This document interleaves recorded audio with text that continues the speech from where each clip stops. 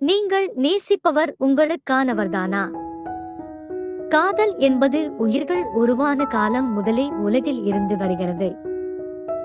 நாம் சந்தித்த அந்த நபர்தான் நமக்கானவரா என்பதில் பல்வேறு சந்தேகங்கள் இருந்து கொண்டேதான் இருக்கின்றன. நீங்கள் நேசிப்பவர் உங்களுக்கானவர்தானா?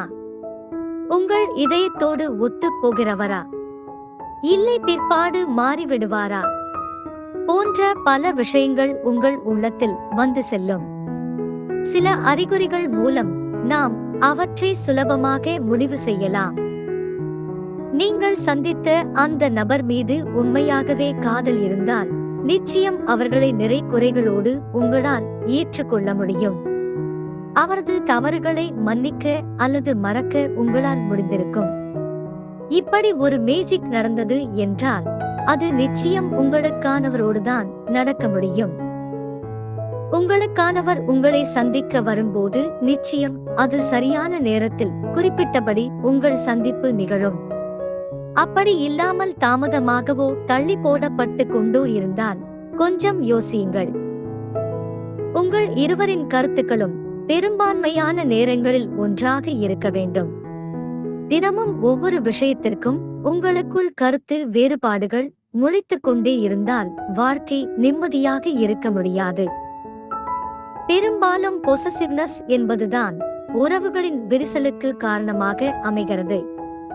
உண்மையாகவே நீங்கள் ஒருவரை புரிந்து நேசித்தால் அந்த உறவில் பொறாமை வராது. 1000 பேருடன் அவர் இருந்தாலும் நமக்கான இடம் எப்போதும் இருக்கும் எனும் நம்பிக்கை ஏற்படும். உங்களுக்கான ஒரு இதயம் உங்களுக்காகத்தான் இருக்கும். இதில் சிக்கல் இருப்பின் பொசசிவ்னஸ் அதிகமாக இருந்தால் நிச்சயம் இந்த உறவு உங்களுக்கானது இல்லை. உங்களுக்கான ஒருவரோடு நீங்கள் காதல் கொள்கையில் நிதானம் அதிகமாக இருக்கும். மறைமுகமான மிரட்டல்கள் காதல்களில் இருக்கவே கூடாது. இப்படிப்பட்ட மிரட்டல்கள் இருப்பின் நீங்கள் விலகிவிடலாம். உங்களுக்குள் என்ன சங்கடங்கள் நடந்தாலும் சண்டைகள் நடந்தாலும் மன்னிப்பு கேட்கவும் மன்னிக்கவும் கற்றுக்கொள்ள வேண்டியது அவசியம்.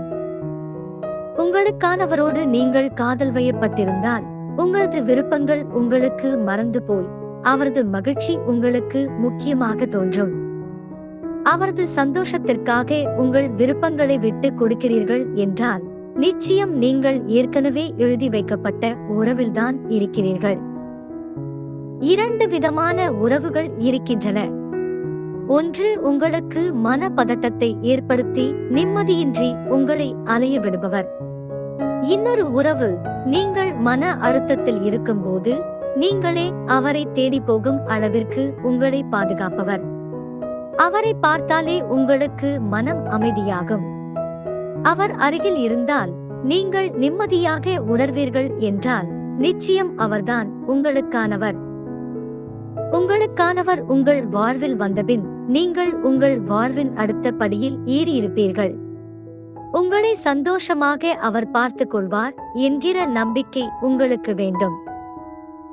எந்த ஒரு நேரத்திலும் உங்களை அவர் மற்றவர் முன் தலைகுனிய வைக்கக்கூடாது.